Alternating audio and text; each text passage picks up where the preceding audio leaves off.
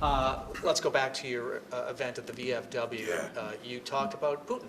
You were getting pretty upset about Putin and the news about his relationship with Trump. Where do you see the problem there? Yeah, and that was John McCain, VFW Hall, with Jim McCain and, of course, Ruben Gallego. Look, the issue here is that the folks who serve in that hall, it's pretty clear that Vladimir Putin's not with us. And this revelation that came out about Bob Woodward's book, that there's a relationship here, up to 7 calls working amongst them. And I said the thing that got me really fired up on this is, as governor during COVID, trying to protect our citizens, one of the things was getting some of this testing equipment early on was virtually impossible, and in some cases it was sort of life and death situations. And then to hear that that Donald Trump was giving that to Vladimir Putin when the states couldn't get it, that's just not how they're supposed to work. And this continued relationship with autocrats is really, really troubling. Just go farther. What should that mean to voters? Well, I think it means you need to have a steady person who is the commander-in-chief, Kamala Harris, being able to build with our allies. Look, our allies don't trust Donald Trump. They've said that. The dictators want to saddle up to him because he's an easy mark. And folks like John Kelly, as chief of staff, a 4-star decorated general, said that he shouldn't be anywhere near the White House. He's a flawed human being. So I think you're talking about character. You're talking about national security. And that VFW hall and the work we've done, that's nonpartisan work. Those are Democrats and Republicans in there. But this issue, whether it's John McCain, Ronald Reagan, Eisenhower, this is not, the Republican Party would not be saddling up to Vladimir Putin. And I think it's a big concern. It's coming out at this point in time, which I'm glad it is. And again, as I said, as governors, it's just unconscionable that we were not getting this equipment. Vladimir Putin was. Let's talk about the state of Arizona, battleground. One of the things I hear often from voters as I go around is our economy stinks. Yeah. I know you hear it, and I asked Jay Pritzker about it a week ago, and he said the message isn't getting through. Does your campaign need to change the message on the economy to reach the voters you need? I think we just keep getting at them. Look, folks know if prices go up, housing becomes more expensive, and I've talked about this. It doesn't depend. Spending time on that Donald Trump left a mess when he left. They want to know what we're doing right now, and I think Kamala Harris is talking about making housing more affordable. Her revelations that she put out yesterday around the idea of in-home care on Medicare and for seniors, these are the types of things I think, especially in Arizona, people care about this, the ability to have Medicare help with hearing, with vision, and then talk about those things like tax cuts going to the middle class, because Donald Trump has not put out a plan. He just complains about things, and he likes the idea that it's there. They did the analysis on it. What of all that hits home for me? I think the biggest thing is making sure that we need to retarget the tax cuts to them. I think the housing pieces of it, that there's going to be an opportunity for down payment assistance. I think some of this price gouging that we saw this happen this week in Florida. Airlines all of a sudden selling tickets to get out of Florida at a really expensive price. That stuff is the things that really irritates people. And then I think growing those small business pieces of this, we make sure that there's that $50,000 tax credit to it.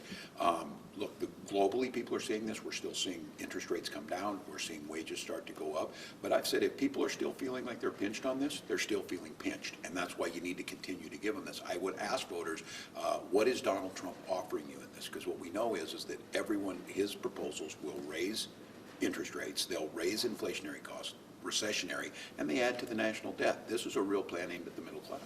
Let's talk about the border. There's going to be a border initiative on our ballot that asks voters whether to allow police to arrest undocumented immigrants when they come into the country. Polling shows it is going to win by a wide margin. How do you think that initiative might affect the vice president's chances here in Arizona? What does it tell you about the border here and what you need to do? Well, I think with people focusing on it, I think it helps our chances. You've seen this both in her debate and my debate, that there's no plan from Donald Trump. Look, we have a bipartisan border bill for some of the most conservative members of Congress, senators, Republicans. We've got border patrol agents. We have got a plan to put 1,500 more border patrol agents there, improve DOJ's ability to be able to adjudicate these things quickly, put equipment on the border, do all those things in a state like Arizona that recognizes legal immigration is an important part of your economy. And I think some folks saying that why aren't we getting this done? It's very clear Donald Trump doesn't want to solve it. If he would have, he had 4 years to do it. He didn't do anything about it. So I think when you're hearing people focused on the border, I trust folks in Arizona know this is an issue they care about. They want it fixed. We've got a bill. The vice president said she would certainly sign it. We've got bipartisan support.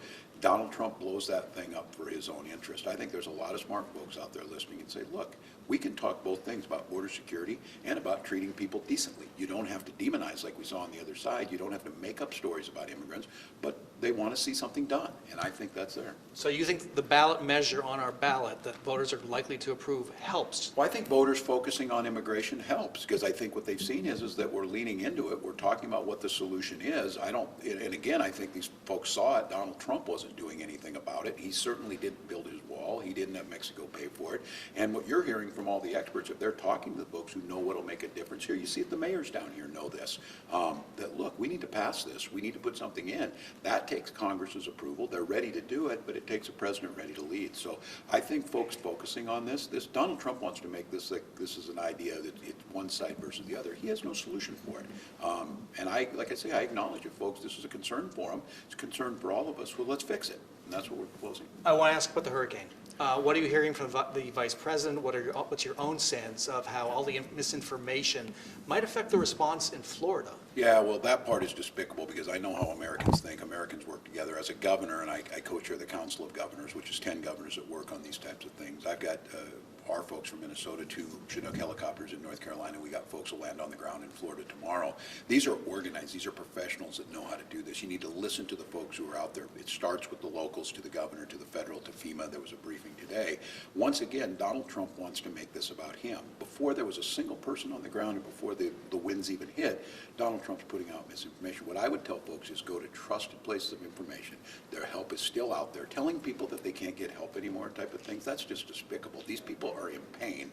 The preparations ahead of time to protect them is absolutely critical, but the recovery piece is critical. And I'm telling you, this is one that Americans are united on. They want us to work together. Kamala Harris has been out there. The briefing today was televised to let people see what's going on. Listen to the local responders. I say this as a governor. This is a dangerous storm. This is a life-threatening storm.